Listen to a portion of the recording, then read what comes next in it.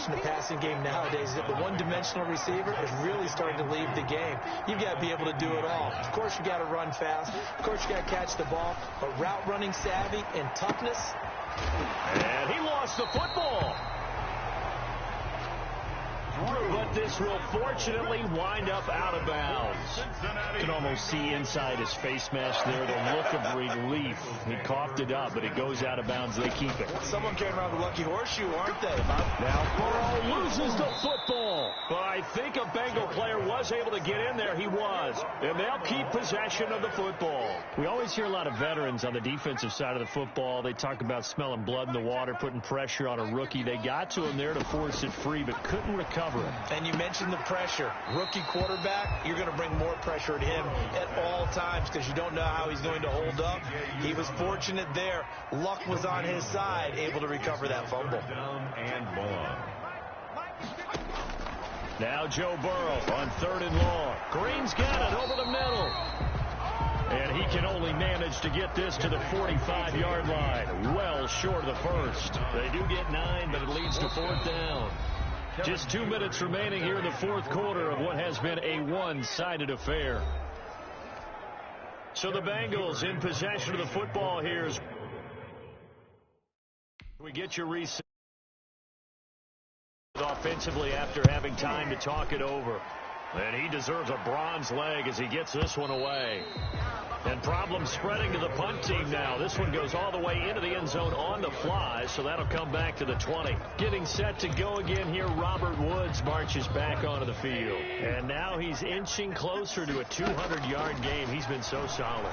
And he's really denting the pride of the guys playing defense, too, because there's certain barriers that you just don't want to give up. Never want to give up a 100-yard rusher, a 100-yard receiver.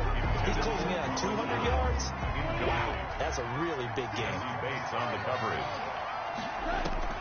Goff going to throw it. Airing it out deep for Woods. And it's caught inside the 30. And all the way down to the 24-yard line. It's a gain of 56 yards. A big play there for L.A. 56 yards. So barely time to catch our breath. Here's 1st and 10 just outside the red zone. Goff with a pass caught by Reynolds. And he will get into the end zone. It's another touchdown. This thing is ugly. Well, there's just about a minute left in this game, and they're still taking it into the end zone. And you know they could have taken a knee there, but they decided to play this one all the way out. And I think their philosophy is, we're going to give you everything we've got. If we just go ahead and take a knee now, we're actually showing you disrespect that way, like taking pity on you. They're not about to do that to their opponent. Now Goff will lead the Rams up to go for 2. And they don't get it. They tried for the 2-point conversion there, but unsuccessful. I know we could sit up here and dance around it a little bit, but going for 2 in this situation, somebody doesn't like someone else. There's no doubt in my mind. Well, what they couldn't see is you lean back in your chair and you went, yeah, that's not a good decision. They didn't get it, though. Yeah, I don't think you just say, well, my kicker's hurt in this. No. Okay. 25-yard line. Now the Cincinnati offense ready to see what they can do here. They are just obviously getting shellacked here in this one, Charles. What's the message if you're a coach for this final drive in a lopsided game like this? For a lot of... Now Burrow loses the football. And now the Rams have got it, going the other way. And that should just about do it. They return it to the end zone, sealing it with a defensive touchdown.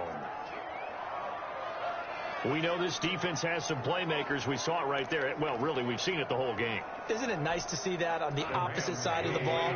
Respect, my man, respect. The defensive guys are outscoring their opposing offense. Yeah, they're outscoring him indeed with that score alone. A throw there, but that's going to wind up incomplete. They had the big play on the fumble return. They were looking for the 1-2 punch, but they couldn't get that 2-point conversion. And I have to wonder, were they scheduled to go ahead and kick the extra point? But after a play like that, you talk about the 1-2 punch, right? It's a momentum play. Go for 2 and really try to capitalize, and that's what they attempted.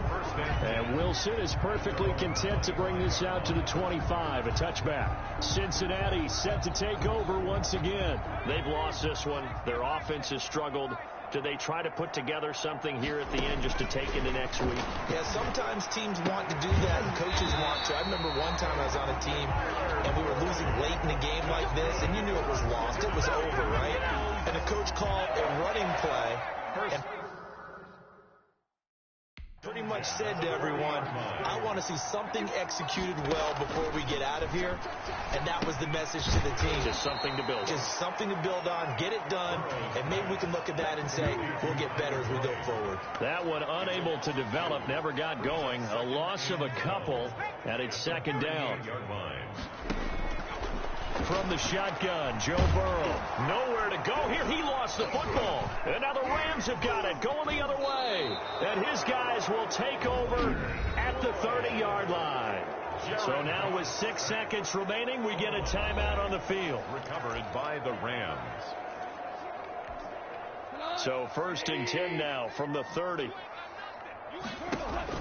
Following the fumble recovery. Goff. And that is caught on the right sideline, but out of bounds, says the line judge. The throw took him a little too far. It's second down. He was covered by Trey Waynes. Ball on the 30 as they come up 2nd and 10. Throwing now, Goff. And he's going to go down. They get to him back at the 40. But Charles, it's one thing to win. It's another thing to win and put up the amount of points that they did. Boy, were they clicking on offense. They can't help but feel great about themselves, can they? I mean, what a game to put up that number of points, continually feeling like they're moving the ball and things are working and clicking. They think that they can bottle this and carry it with them. And as an offensive coordinator, you just don't think you can do anything wrong. Whatever you call, run, pass, it's all going to work. That's called being in the zone.